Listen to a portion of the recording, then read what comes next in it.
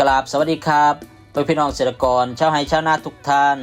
สำหรับคลิปนี้นะครับทางช่องของเฮาก็มาพร้อมกับข่าวสารสาระและสิทธิประโยชน์ต่างๆของพี่น้องเกษตรกรชาวไร่ชาวนาคือเก่าครับซึ่งทางช่องของเฮานะครับก็ได้มีข้อมูลข่าวสารความคืบหน้าสำหรับเงินช่วยเหลือพี่น้องชาวนาปีการผลิต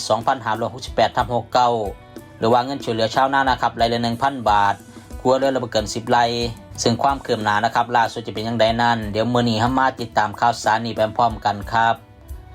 และก่อนที่ไปรับฟังรายละเอียดนะครับก่อนอื่นทางช่องของเฮาก็ต้องขอกำลังแรงใจจากพ่อแม่พี่น้องนะครับด้วยการกดไลค์กดติดตามและที่สำคัญนะครับอย่าลืมกดสั่นกระดิ่งเอาไว้เพื่อทางช่องของเฮานะครับได้มีข่าวสารใหม่ๆพ่อพี่น้องก็จะได้บ่พลาดข่าวสารและสิทธิการช่วยเหลือจากทางรัฐบาลนะครับไร่ละพันยังไม่ได้นะครับอันนี้คือความคืบหน้าล่าสุดนะครับเพราะว่าการประชุมนบคหรือว่าคณะกรรมการนโยบายและบริหารข้าวแห่งชาติมีคุณพิชัยชุนหวชิระเนี่ยเป็นประธานเสนอให้กลับไปพิจารณามาใหม่นะครับเนื่องจากว่าคุณปราโมช เจริญศิลป์นายกสมาคมชาวนาและเกษตรกรไทยบอกว่าไร่ละพันสำหรับช่วยเหลือเกษตรกรผู้ปลูกข้าวนาปรังปีการผลิต 2568 มีชาวนาขึ้นทะเบียนเกษตรกรเพิ่มขึ้นจากเดิมเนี่ยมีประมาณ 300,000 ครัวเรือนตอนนี้เพิ่มเป็น 850,000 ครัวเรือนด้วยกันนะครับทำให้งบประมาณที่ต้องใช้จากเดิมจะมีแค่ 2,867 ล้านบาทเพิ่มมาเป็น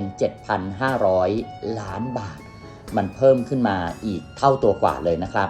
ก็เลยให้กลับไปพิจารณามาใหม่เนาะสำหรับพี่น้องชาวนานะครับตอนนี้เองก็น่าสงสารชาวนาอยู่ข้าวก็ตกเกวียนละประมาณ 5,000 กว่าบาทนะในบางพื้นที่ความชื้น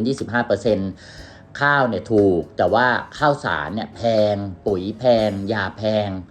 ก็ไม่รู้ว่าพี่น้องเกษตรกรชาวนาจะอยู่ยังไงเนาะ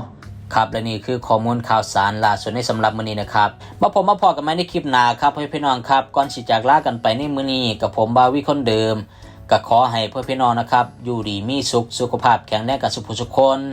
ขอให้ได้รับการช่วยเหลือจากทางรัฐบาลโดยเร็วไวและก่อนสิจากลากันไปในมื้อนี้กับผมก็ต้องขอกล่าวคำว่าสวัสดีครับ